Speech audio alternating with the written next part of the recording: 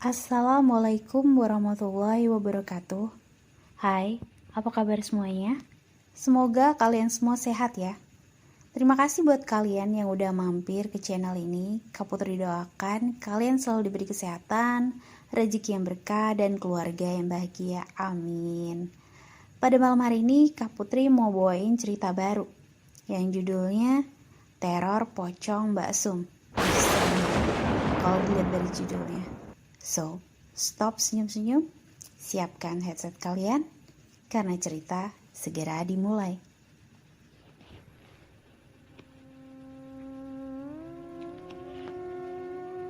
Awalnya, aku gak yakin mau cerita ini. Karena dari sekian banyak pengalamanku, ini adalah salah satu kejadian yang menurutku paling seram. Sangat membekas, bahkan sampai sekarang. Dan jujur, aku masih rada merinding kalau ingat kejadian ini. Jadi, sebelum aku masuk ke ceritanya, aku cuma mau bilang, kalian boleh percaya, boleh enggak, kalau ada kehidupan lain yang senantiasa hidup bersama kita. Intinya sih, terlepas dari itu semua, kita harus saling menghormati aja ya. Jadi ceritanya, waktu itu hari mulai petang. Teman aku, si Adi, tiba-tiba bilang sesuatu yang ganjil. Bro, lu gak pulang? Bentar lagi maghrib loh. Aku bingung, karena gak biasanya Adi atau teman-temanku yang lain nyuruh pulang di saat mau maghrib. Yang padahal menurut aku sih, sebenarnya waktu ini masih tergolong sore. Dan aku perhatiin, ternyata teman-teman yang lain setuju untuk pulang sebelum maghrib tiba. Aku memang kalau main biasanya ke desa tetangga, sebuah desa yang terletak di sebelah timur desaku berada. Waktu itu, aku masih SMK dan jalanan belum diaspal sama sekali. Jadi, kalau naik sepeda mesti ngerasain geronjalnya batu kerikil. Dan ya, desaku dan desa tetangga ini masih satu kecamatan. Hanya terpisah oleh sungai kecil dan sebuah pemakaman. Ya, pemakaman. Pemakaman ini khusus untuk desaku dan desa tetangga. Jadi bisa dibilang ini adalah pemakaman satu-satunya dan untuk bersama. Karena temanku juga bergegas mau pulang, akhirnya aku ngalah. Aku pun pulang, meski sebenarnya aku masih mau main dan bercengkrama. Karena aku jarang sekali ketemu mereka di sela kesibukan sekolah. Ketika menuju pulang, di sepanjang jalan yang dipenuhi rumah warga, aku baru sadar. Semua rumah tertutup. Menurutku ini aneh. Gak biasanya jam sore seperti ini semua rumah warga sudah ditutup. Bahkan beberapa rumah sudah mematikan lampu teras. Pos kamling yang berada di ujung desa pun yang biasanya ramai oleh bapak-bapak ngerumpi, kosong. Aku tetap mengayuh sepeda dan masih memperhatikan rumah-rumah warga. Penerangan di jalan gak terlalu bagus. Pencahayaannya hanya diperoleh dari lampu-lampu warga saja. Dan tanpa aku sadari, ternyata aku sudah mau keluar dari desa dan memasuki jembatan yang di bawahnya dialiri sungai. Di sini, akhirnya aku ketemu sama seseorang. Dari jauh memang aku melihat siluet seseorang berdiri mau menyeberang jembatan. Tapi dia cuma diem. Aku sih mikir, mungkin lagi nungguin aku. Karena memang jembatannya sempit dan gak bisa dipakai untuk 2 jalur. Semakin aku mendekat, perasaanku tiba-tiba gak enak. Seolah tiba-tiba muncul angin dingin. Begitu sudah dekat dengan jembatan, aku pun dapat melihat dengan jelas siapa yang berdiri di sana. Rupanya Mbak Sum. Semua orang tahu siapa Mbak Sum. Beliau adalah warga desa tetangga tempat aku main sebelumnya. Dia juga seorang pedagang pecel. Gak ada pecel yang seenak buatannya Mbak Sum. Itulah kenapa beliau sangat terkenal. Begitu kami berpapasan, aku menyapa beliau, seperti aku menyapa warga sebagai sopan santun, sebagai masyarakat Jawa yang tahu tata krama. Monggo. Tapi Mbak Sum tidak menjawab salamku. Beliau cuma berdiri, matanya kosong melihat jalan menuju pemakaman. Aku pikir mungkin beliau tidak dengar salamku, jadi aku lanjut masuk ke jalur pemakaman.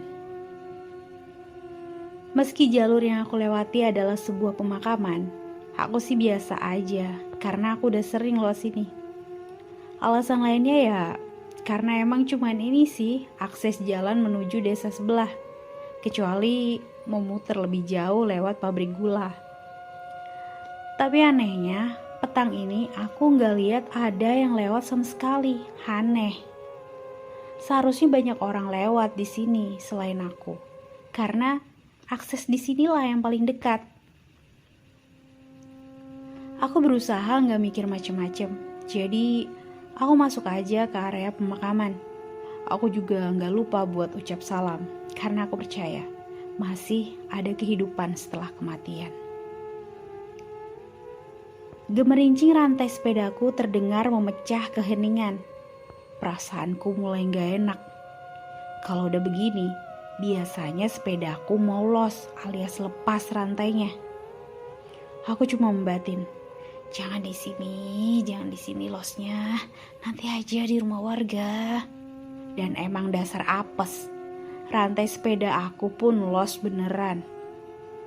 Aku mengumpat keras-keras, jancok.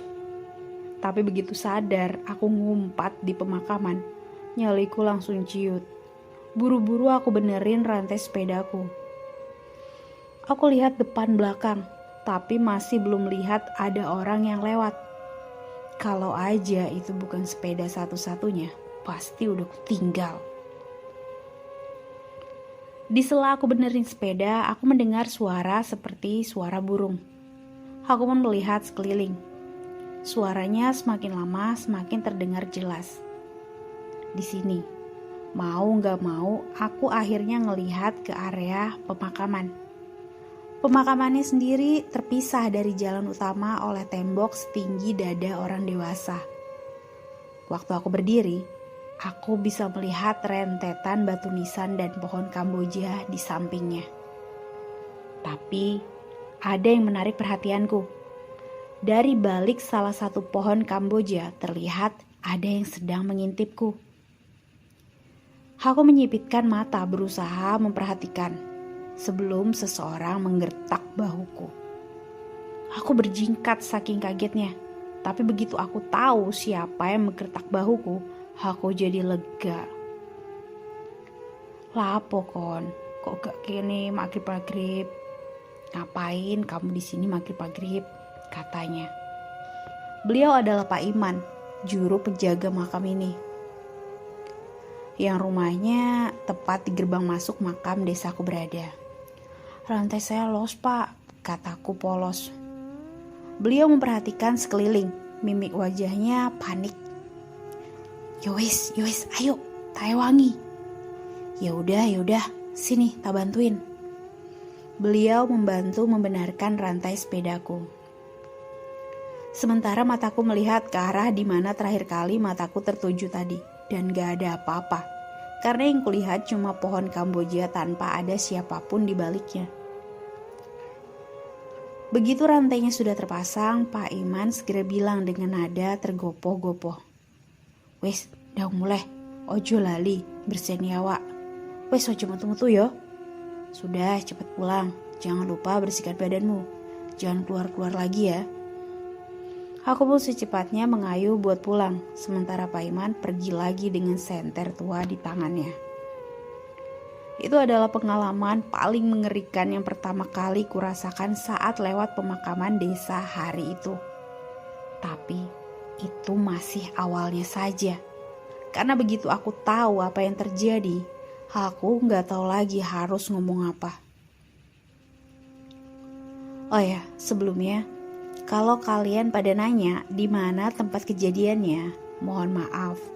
Aku atau si penulis gak bisa ngasih tahu karena apa yang mau penulis ceritakan menyangkut privasi penting sebuah keluarga dan tentu saja keamanan tempat tinggal si penulis. Oke, lanjut ya. 1 minggu setelah kejadian itu, aku bertemu sama Adi di gor yang biasa digunain buat olahraga. Aku sama Adi emang beda sekolah, dan seperti yang aku bilang, aku jarang main ke desa sebelah meski desa kami bertetangga. Dan Adi ini adalah teman aku sewaktu SD. Aku basa-basi mengobrol dengannya sambil minum es tebu. Ngobrol ngalor ngidul dan tiba-tiba aku keinget kejadian petang itu. Aku ceritakanlah semuanya mulai dari rumah warga sampai kejadian di pemakaman yang menurutku serem banget. Tapi aku lupa menceritakan detail ceritanya waktu ketemu sama Mbak Sum. Awalnya Adi gak tertarik dengan ceritaku dan soal rumah udah tutupan jam segitu itu adalah hal yang lumrah terjadi menurutnya. Tapi aku tahu, sepertinya Adi sedang menutupin sesuatu. Aku juga cerita kalau di pemakaman kayak lihat ada orang sedang mengintipku dari balik pohon Kamboja sebelum akhirnya Pak Iman datang. Tapi Adi masih juga gak tertarik. Sampai akhirnya aku cerita kalau aku ketemu sama Mbak Sum di jembatan di atas aliran sungai antar desa. Di saat itu aku tahu Adi tampak pucat dan melihatku dengan tatapan ngeri. Adi gak ngomong apapun, kemudian dia pamit karena dia kudu balik ke sekolah. Sejujurnya aku gak penasaran sama sekali. Karena memang semua rentetan kejadian gak ada yang perlu dibikin penasaran. Sampai akhirnya ketika aku di rumah dan ibuku bilang gak masak, aku pun usul sama beliau. Beli pecelnya Mbak Sum aja, Bu. Ibuku cuma melihatku dengan tatapan bingung. Loh, kamu gak tahu? Tanya ibuku. Gak tahu apa, Bu? Tanyaku. Mbak Sum loh udah meninggal 1 bulan yang lalu. Innalillahi. Aku cuma bisa membatin karena aku baru tahu sekarang. Jujur aja, aku itu orangnya emang interaksi sosialnya kurang. Jangankan tetangga desa, tetangga sendiri aja kadang aku lupa namanya. Aku masih gak percaya dengan apa yang baru aku dengar. Sampai aku pun teringat akan kejadian aku ketemu sama Mbak Sum. Bukannya itu baru seminggu yang lalu. Aku pun kaget. Aku tanya ibuku, apa gak salah omong soal kapan meninggalnya Mbak Sum? Dan beliau bilang kalau gak salah, karena ibuku ternyata juga ngelayat ke sana. Tapi ibuku ngerasa ada yang aneh saat pemakaman. Aku tanya apa yang aneh, tapi ibu gak mau kasih tahu. Katanya Pak Mali membicarakan kematian seseorang dan gak pantas aja yang begituan diceritakan. Aku mendesak ibuku buat cerita karena aku sumpah penasaran sekaligus aku mau mastiin lagi aja. Ibuku tetap kekeh gak mau cerita, tapi ibuku cuma bilang, gak ada yang diizinin buat lihat jasad Mbak Sum yang mau dikebumikan. Tanya aja bapakmu, dia kan ikut nguburin. Aku pun teringat, bapak biasanya memang sering bantuin tiap ada pemakaman di desa. Akhirnya aku pun menunggu bapak pulang untuk menanyakan hal ini. Begitu bapak pulang, aku langsung menanyakan perihal pemakaman Mbak Sum. Bapak cuma melihatku dengan tatapan selidik. Beliau cuma berucap, "Hus, gak pantas ngomong wong sing wis gak ono. Hus, tidak etis ngomongin orang yang sudah gak ada." Akhirnya, aku pun gak dapat info apapun dari bapak. Dan kemudian, aku kepikiran soal Adi. Aku bela-belain nyari Adi di rumahnya dan akhirnya kita ketemu di lapangan. Dia lagi main bola sama yang lain. Aku pun ikut main bola bersama mereka. Setelah main bola, aku kembali membahas soal itu. Adi dan yang lainnya cuman diem-dieman. Gak ada satupun dari mereka yang mau cerita. Aku akhirnya pulang dengan kecewa.